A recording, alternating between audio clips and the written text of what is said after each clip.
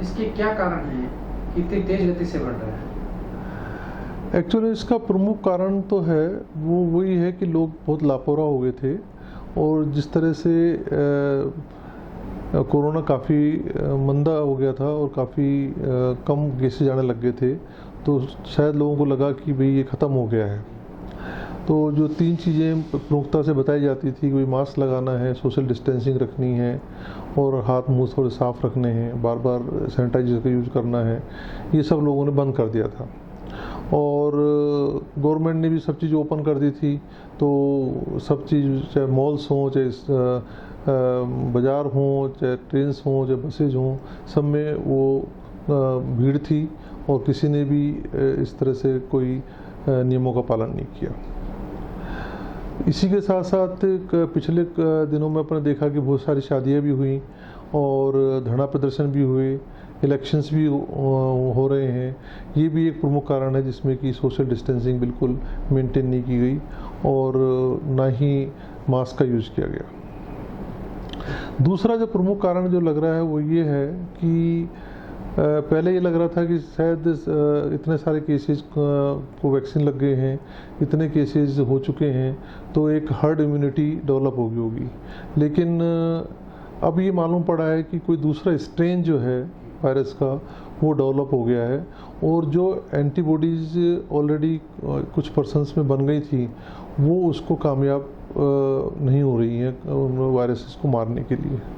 तो ये 2 प्रमुख कारण है जिसकी वजह से वायरस दोबारा तेजी से फैल रहा है। सर, कोरोना में एसिम्प्टोमेटिक और कोरोना में क्या डिफरेंस है? कैसे जस्टिफाई करेंगे कि ये एसिम्प्टोमेटिक होने वाला इसको कोरोना है, जो कोई सिम्टम्स नहीं दिखते हैं?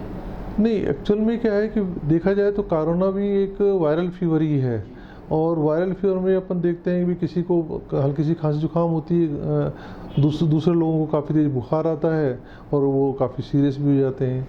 तो वही चीज़ें हैं। तो वही अब प्रॉब्लम ये आ रही है कि कुछ लोग ये कह रहे हैं साहब कि कोरोना हो गया, टेस्ट भी कराया लेकिन वो नेगेटिव आ गया और फिर भी कोरोना है।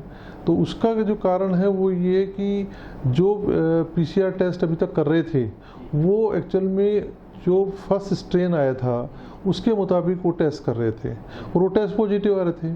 अब सपोज कोरोना ने रूप ही बदल लिया तो वो टेस्ट पॉजिटिव नहीं आएंगे। सपोज करो कि मान लो कि अपन ये मान के चलें कि यदि मलेरिया का टेस्टिंग है, उस किट से मान लो डेंगू का टेस्ट करेंगे तो वो पॉजिटिव नहीं आएगा। ऐसे जो वायरस ने रूप बदल लिया है तो वो पुराना जो किट काम ले रहे हैं PCR टेस्ट के लिए वो उसमें पॉजिटिव नहीं आएगा। यदि मान लो वायरस दूसरा है तो वो पुराना ही वायरस है तो पॉजिटिव आ जाएगा।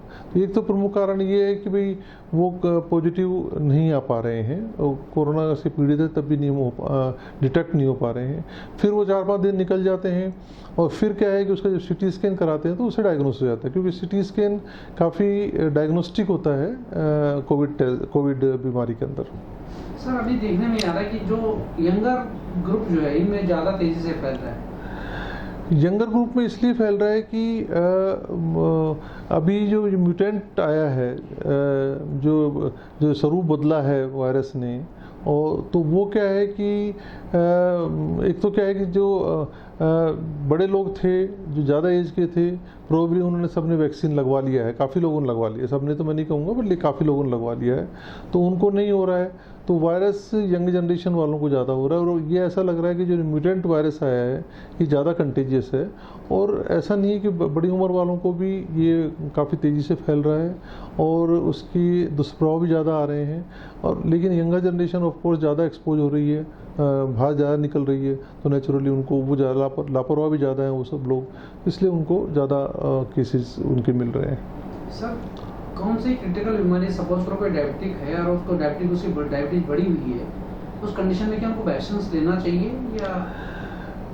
वैक्सीन लेने में ऐसा कोई कॉन्ट्राइंडिकेशन नहीं है। यदि पेशेंट्स को कोई भी कोमोर्बिड कंडीशन है, चाहे वो हार्ट डिजीज़ हो, चाहे डायबिटीज़ हो, चाहे किडनी की डिजीज़ हो, चाहे वो लंग डिजीज़ हो, चाहे अस्थमा हो, लेकिन क्या है कि हम ये ज़रूर कहेंगे कि यदि मान लो इन सबसे पीड़ित है और वो सब चीज़ें कंट्रोल नहीं है, सपोज उसे किडनी फंक्शंस बहुत ज़्यादा डिटोरेटेड है या उनको अस्थमा अभी प्रेसिपिटेट हुआ है या काफ़ी तरह से इन्फेक्शन लगे हुए हैं या शुगर कंट्रोल नहीं है बिल्कुल भी, तो हम उनको ये ज़रूर एडवाइज़ करेंगे कि भाई कि थोड़ा रुक के लगवाएं, थोड़ा सा अपने डॉक्टर से सलाह लें उनको पूरी तरह से कंट्रोल करें और उसके बाद में वो 2-4-5 दिन में जब कंट्रोल हो जाए तो आप वैक्सीन लगा लीजिए, कोई दिक्कत नहीं आएगी।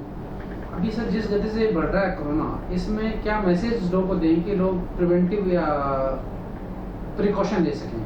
ये प्रिकॉशन देखो, प्रिकॉशंस तो सेम ही हैं जो कि 1 साल पहले से चली आ रही हैं। अपने को ये सब डॉक्टर्स भी बार बार समझाते रहे, कहते भी रहे, लेकिन लोग समझ नहीं पाए इस बात को कि भाई 3 साधन ही है अपने पास जिससे अपन कोरोना को प्रिवेंट कर सकते हैं। वही है कि सोशल डिस्टेंसिंग रखें, मास्क का उपयोग करें और अपने हाथों को, मुंह को, आँखों को बार बार धोएं। और ये करते ही रहना पड़ेगा। वायरस डिजीज़ कम हो जाएगी तब भी करना पड़ेगा, वैक्सीन लगते रहेंगे तब भी करना पड़ेगा, क्योंकि वैक्सीन का इफ़ेक्ट अभी नहीं आने वाला है। जिनके दोनों डोज लग गई है उसके भी करीब 1-2 महीने बाद वो वैक्सीन का पूरा इफ़ेक्ट आएगा। तो इसलिए तब तक तो सब कुछ, वैक्सीन लगाने के बावजूद भी अपने को सब चीज़, ये पैरामीटर्स करने पड़ेंगे।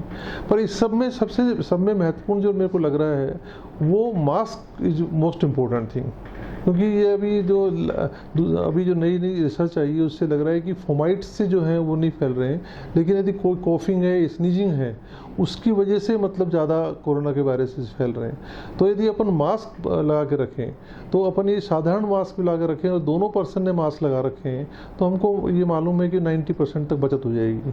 और यदि 95 मास्क में ऊपर से और लगा रखा है और 2 जनों ने लगा रखा है, जो 2 आप आसपास में बैठे हुए हैं, दोनों ने लगा रखा है, तो प्रोबेबली मोर देन 95% चांसेस है कि इन्फेक्शन एक दूसरे से नहीं लगे। बनी park heart and EECP general hospital US, FDA व अमेरिकन हार्ट एसोसिएशन द्वारा अनुमोदित राजस्थान का प्रथम अंतर्राष्ट्रीय मापदंडों के अनुसार हार्ट अटैक के मरीजों का बिना सर्जरी, बिना भर्ती किए ईईसीपी द्वारा अत्याधुनिक इलाज।